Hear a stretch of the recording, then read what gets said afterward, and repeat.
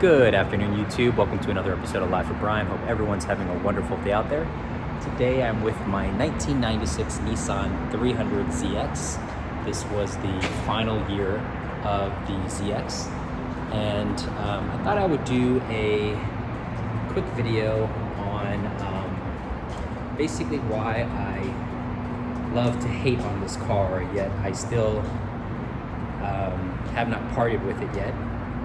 And that hatred it's entirely possible, it's completely illogical and insane, but I just thought I would share my thoughts with you guys about this car and why in a lot of ways I do kind of perceive this as the red-headed, no pun intended, red-headed stepchild of my collection. But let's go ahead and start diving in. So I think most people would agree that the 300ZX is a very aesthetically pleasing car. Some people would say it's beautiful. Very kind of classy, kind of timeless, ageless, curves, very smooth, no sharp lines or undulations or angles or anything. Just very nice, simple design. Very much in the same style as the RX-7, although not as beautiful as the RX-7 in my humble opinion. But I think it's aged very well. I actually added the spoiler. I have just kind of jump into this, guys. One of the reasons why I don't really care for this car much is that it's, number one, it's a automatic. It's a 4-speed automatic. It's not the 5-speed manual, and even though I have the twin turbo sticker here, it is not a twin turbo, of course, because all of the 2+2 coupes like this one is, none of them were the turbo variation. They're all the naturally aspirated 222 horsepower, which again is nothing to I was gonna say it's nothing to sneeze at. That is pretty slow in today's age, but back then, V6, 222 horsepower. I mean, the twin turbo only has 300. Have not driven a twin turbo before, only driven the NA version, but again, it's enough power to get me where I need to go. But again, this is the naturally aspirated 2+2, which means that there are actually somewhat usable back seats back here for groceries, luggage, gear, small children. And ironically, I've actually been able to fit my boys in here much easier than my 3000 GT. So it's usable.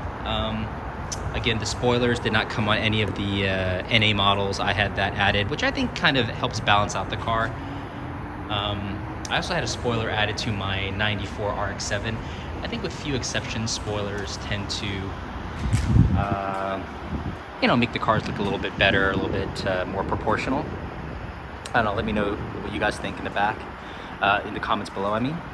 Haven't really done much to the car, just, stubby antenna, the spoiler, and that's really pretty much it, guys. Everything else is stock on this car.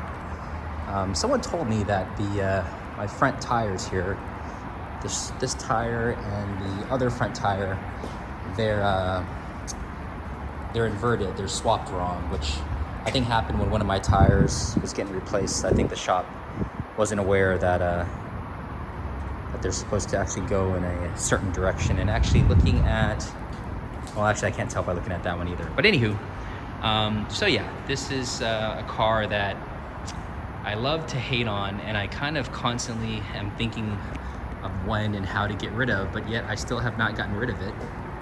The interior, which just locked itself on me. The interior is, I mean, again, it's a late 90s. Turn on the engine, guys. It's a little bit hot in Houston today. But the interior is pretty nice. You have leather seats. The waterfall center console kind of gives you more of a more of a roomy, spacious feel. I really love these controls here. They're basically at your fingertips. But yeah, I mean, this is kind of one of the major downers to the car, the fact that it is a 4-speed automatic and not the 5-speed manual. But I mean, overall, the cabin is it's a decent place to be, right? It's not fantastic, but again, for a late 90s Japanese Japanese sports car, it's pretty nice. But back to my point, guys. Yeah, I have a loving to hate on this car relationship. It is an automatic, which I don't tend to like automatics. 80-90% of my cars that offered a manual version, I usually go to the manual. But this particular car I got with an automatic because I mentioned this in my previous video where I called the car a fraud.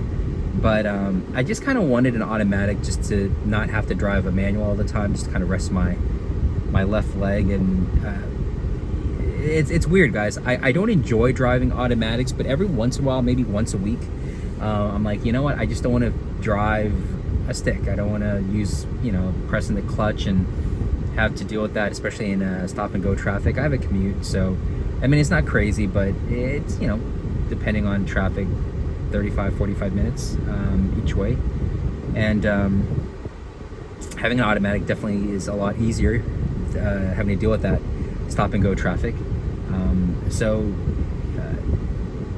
I'm constantly thinking of whether or not I should sell this car, whether or not I should get an automatic, or whether or not I should get the twin turbo. Let me know, you guys, if you guys own a twin turbo, is it worth it?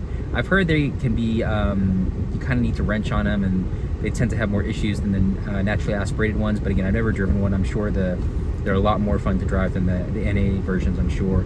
I'm not sure how the shifter feels, but I'd imagine it's a lot more fun to drive.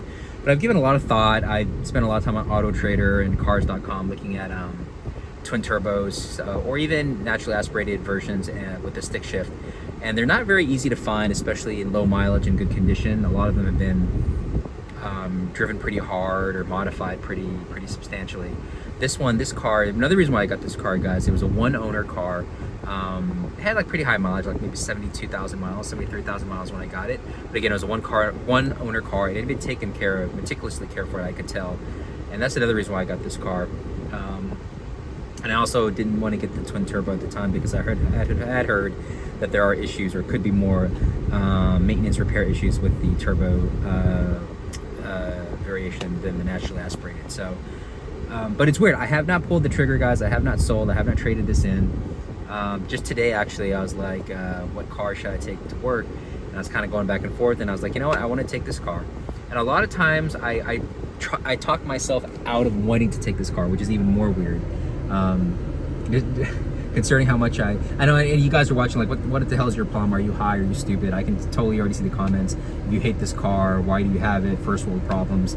But I think about driving this car more often than I actually do, because I really do kind of talk myself out of